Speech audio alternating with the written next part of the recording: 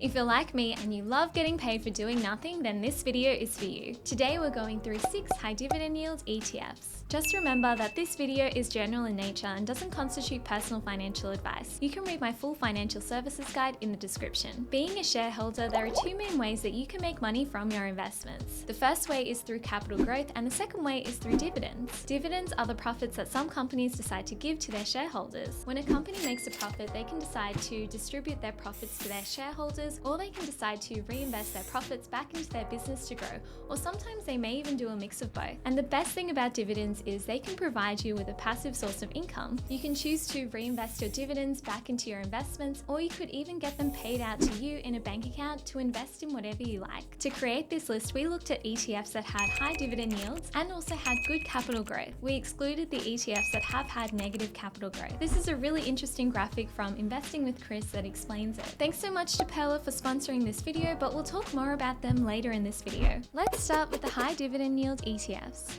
The first one is VHY, which is the Vanguard Australian Shares High Yield ETF. This is hands down one of the most popular dividend ETFs of all time. The management fees for this ETF are 0.25% per year, and the top holdings in this ETF include Commonwealth Bank, BHP, NAB, Westpac, and more. This ETF invests in companies on the Australian Stock Exchange that have higher dividend yields compared to other Australian companies. This ETF does aim to have a bit more diversification in this portfolio by restricting the proportion of any one industry to 40% of the total ETF and no more than 10% for any one company. So as you can see here, this ETF does have a bit more exposure to the financial and the materials sectors. I created a test portfolio in ShareSite for educational purposes to see how much we would have after 5 years if we invested $10,000 into each of these ETFs. If you invested $10,000 into VHY 5 years ago, you would have $11,916 today. You would have received $3,671 in dividends and $1,916 in capital growth. So that's a dividend yield of 6.39% per year and a capital growth rate of 3.53% per year. But keep in mind that past performance isn't a reliable indicator for future performance. A really unique benefit about investing in high dividend yield ETFs in Australia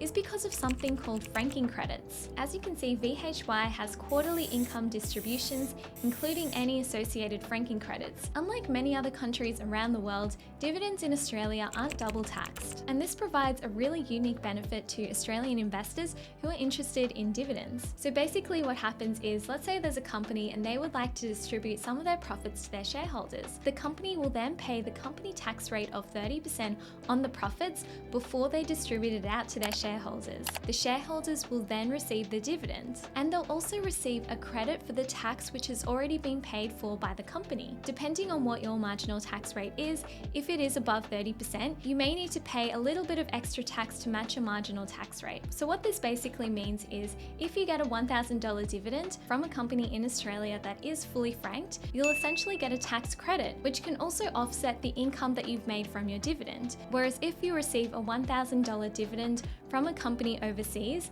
which doesn't have a franking credit, you won't get any of these extra tax benefits. So you'll need to pay more tax on the dividend which doesn't have a franking credit attached. So that's one of the benefits of investing in Australian companies. The next ETF is VAS, which is the Vanguard Australian Shares ETF. This ETF invests in the top 300 companies on the Australian Stock Exchange. And while this ETF isn't technically a dividend optimized ETF, because of the nature of a lot of Australian companies on the Australian Stock Exchange, this ETF does pay quite high dividend yields. And similar to VHY, a lot of these companies do have franking credits attached to their dividends. The top holdings in this ETF are BHP, Commonwealth Bank, CSL, NAB, Westpac, and more. The management fees for this ETF are 0.07% per year, and if you invested $10,000 into this ETF 5 years ago, you would have $11,849 today. So you would have received $2,909 in dividends and $1,849 in capital growth. So that's a dividend yield of 5.18% and a capital growth rate of 3.42% per year.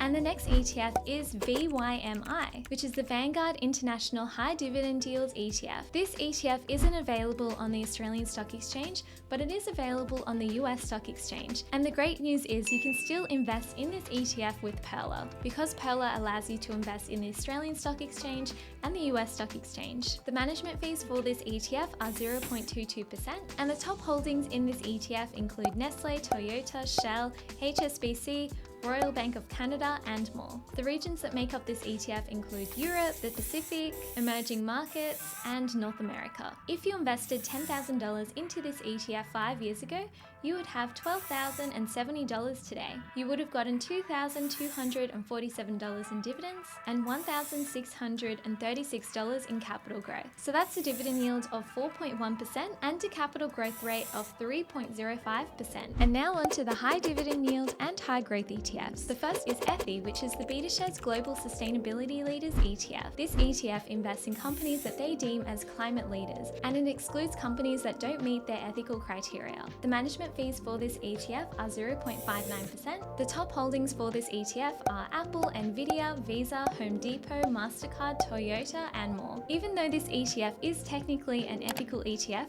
it has had really solid dividend yields over the past couple of years. So if we invested $10,000 into ETHI 5 years ago, we would have $17,285 today. We would have gotten $3,629 in dividends, and we would have gotten $7,285 in capital gains. So that would give us a dividend yield of 6.32% per year and a capital gain of 11.44% per year. This is actually one of the best performing ETFs from a dividend and a capital growth perspective. But remember that past performance isn't a reliable indicator for future performance, but it's really interesting to see. You can actually buy ETHI and all of the ETFs mentioned on this list with Pearler, and you can use my code Queenie for a $20 credit. The next ETF is HACK, which is the Global Cybersecurity ETF. This ETF tracks the performance of some of the leading companies in the global cybersecurity space. Similar to ETHI, this ETF has had really solid dividend yields over the past couple of years. The top holdings in this ETF include companies like CrowdStrike,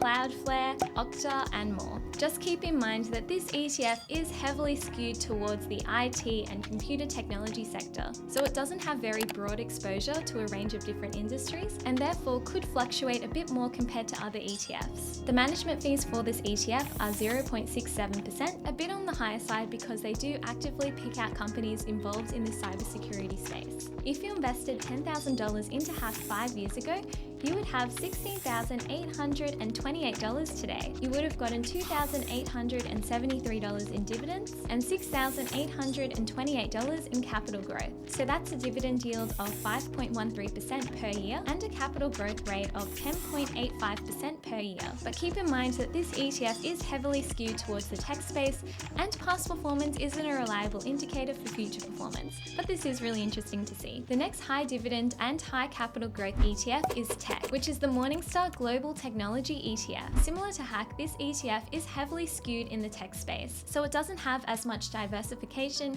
as some of the other ETFs in this list. So it could be more volatile compared to some of the other ETFs. This ETF has management fees of 0.45%, and the top holdings in this ETF include companies like Adobe, Workday, and Block. If you invested $10,000 into this ETF 5 years ago, you would have $13,709 today. You would have received $4,665 in dividends and $3,709 in capital growth. So that's a 7.87% dividend yield and a capital growth rate of 6.44% per year. But keep in mind that past performance isn't a reliable indicator for future performance. So now you know what these high dividend yield ETFs are, let's dive in and see how to actually buy them. And that's why I'd like to take you through Pearler, who is the sponsor of today's video. And don't forget, you can use my code Queenie for a $20 credit. I'll show you how Pearler works. So to invest, I simply invest in AU shares. Let's say I would like to search for ETHI. Here it gives me more information about ETHI, and to buy it, I simply click buy. I can put in how much I would like to invest, for example, $1,000. And then to purchase it, I simply click on next and then place order. You can even set up automated investments with Pearler, so it can take all of the hassle out of investing. Thanks so much for watching, and write us a comment below with the word secret in it, just so we know you watched this video all the way through. Thank you. Bye.